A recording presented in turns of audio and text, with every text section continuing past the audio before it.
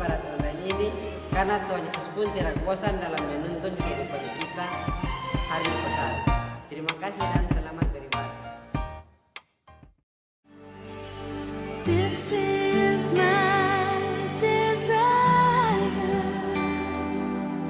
to honor you,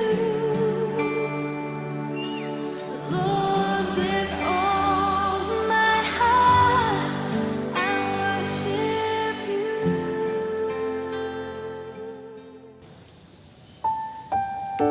Sebelum kita membaca dan merenungkan kebenaran firman Tuhan, mari kita menghadap Tuhan dalam doa. Kita berdoa.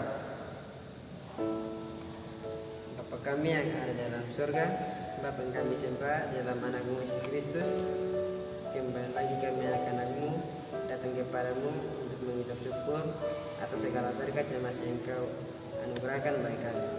Sekarang kami akan masuk dan kami akan membaca dan merenungkan firman-Mu. Mari Engkau memberkati firman-Mu agar bisa menjadi berkat bagi kehidupan kami hari lepas hari.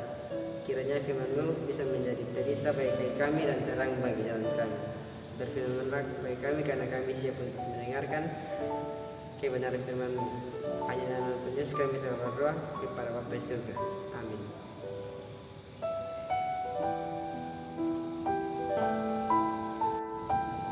Firman kita hari ini terambil dari Yeskiel pasal 37 ayat 1 sampai ayat yang keempat. Kebangkitan Israel.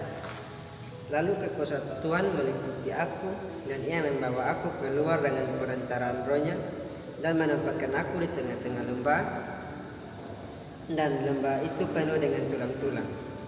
Ia membawa aku melihat tulang-tulang itu berkeliling-keliling, dan sungguh amat banyak bertaburan di lembah itu. Lihat, tulang-tulang itu amat kering. Lalu Ia berfirman kepadaku, hai anak manusia, dapatkah tulang-tulang ini dihidupkan kembali? Aku menjawab, ya Tuhan Allah, Engkaulah yang mengetahuinya. Lalu firman-Nya kepadaku, bernubuatlah mengenai tulang-tulang ini dan katakanlah kepadanya, hai tulang-tulang yang kering, dengarlah firman Tuhan. Baik, tema yang saya pilih kali ini sesuai dengan perikop, yaitu kebangkitan Israel, dengan judul yang akan saya bawakan yaitu pesan-pesan bagi kita dalam masa-masa sekarang ini. Ada pesan-pesan yang Roh Kudus sudah reservasi untuk hati kita bisa melonjak dalam iman dan mengalami terobosan dan mengalami kemenangan di hari-hari yang akan datang. Percayalah, semua ini, keadaan di sekeliling kita bukan saja hanyalah sementara, tapi juga akan bekerja untuk kebaikan kita.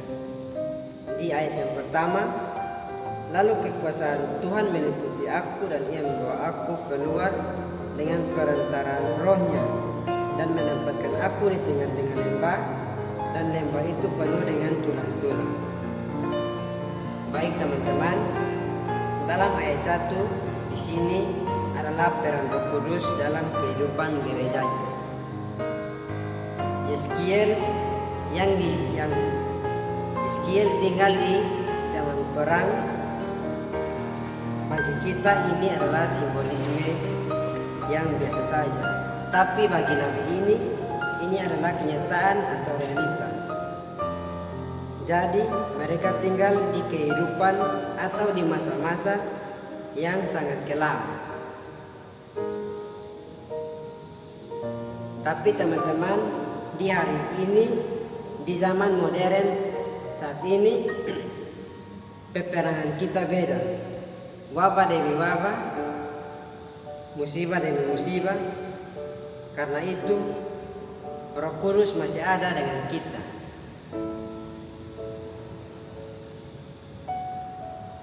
Roh Kudus memang dikasih kepada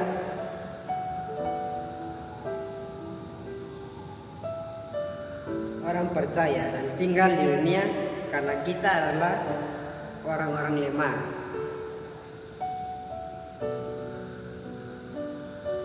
Roh Kudus memang diberikan untuk kelemahan kita. Jadi jangan pernah kita merasa kita ini lemah, lalu kita merasa tidak layak di hadapan Tuhan.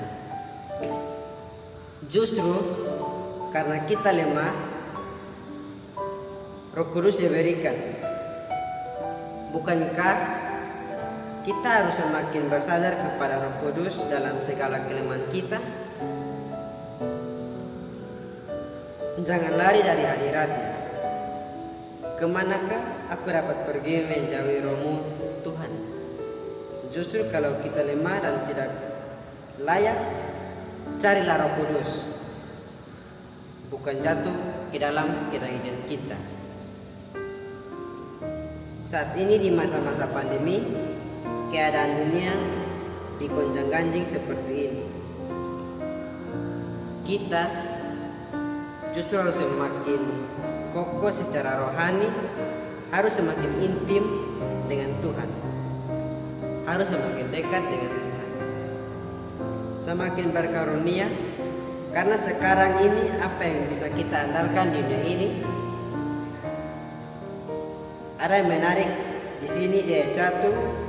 Mengapa tulang-tulang ditaruh di lembah? Bukannya harus dikuburkan? Ada sebuah pesan bagi kita, yaitu jangan kubur mimpi kita yang telah terpuruk. Janganlah kita menyerah. Tulang itu harus ditaruh di tempat terbuka. Itu berbicara tentang sikap hati kita yang berserah, tapi sikap hati kita yang jangan menyerah.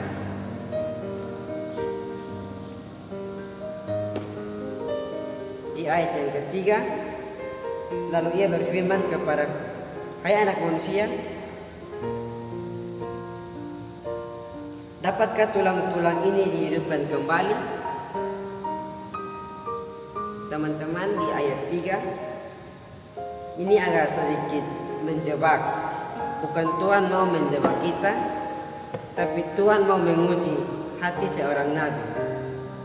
Di ayat ini Yeskiel menaruh dirinya sangat tepat. Dia berkata kepada Tuhan, hanya Engkau yang tahu. Jangan kita sebagai Petrus saat Yesus bertanya kepada Petrus, apakah kamu mengasihi aku? Ya. Tetapi pada akhirnya dia menangis karena baru saja dia menyadari, karena dia baru saja menyangkal Tuhan Yesus. Yesus kalau tanya, dengarkan. Daripada banyak berkomentar, lebih baik banyak mendengar. Hari-hari ini kita harus banyak mendengarkan apa maksud Tuhan bagi kita. Di ayat yang keempat, lalu firman-Nya kepadaku, bernubuatlah mengenai tulang-tulang ini dan katakanlah kepadanya, hai tulang-tulang yang kering, dengarkanlah firman Tuhan. Di ayat 4 ini, Tuhan mau hari-hari kita bernubuat di posisi Tuhan, tapi bukan jadi Tuhan. Maksudnya kita harus bernubuat kepada kehidupan kita dari posisi Tuhan. Kalau kita mau menerima sesuatu dari surga, kita harus naik dulu. Bukan pulang ke rumah Bapa atau mati. Tapi roh kita harus naik ke posisi firman, ke posisi percaya, mendengarkan Tuhan, sehingga kita tidak didikte dengan keadaan sekarang. Hari-hari ini rajinlah untuk mengucapkan firman. Jangan kita hanya terus mencemooh saja. Hari-hari ini rajinlah mengucapkan firman. Akuilah iman, bukan hanya sekedar berpikir positif saja. Barang siapa rajin mendengarkan, lidahnya akan menuai buahnya. Bukankah itu yang dikatakan dalam kitab Amsal? Teruslah kita mengucapkan firman, karena Roh Kudus lebih besar daripada roh-roh yang ada di dunia. Janji Tuhan tidak akan pernah gagal. Marilah kita merenungkan dan melakukan firman Tuhan dengan segenap hati. Amin.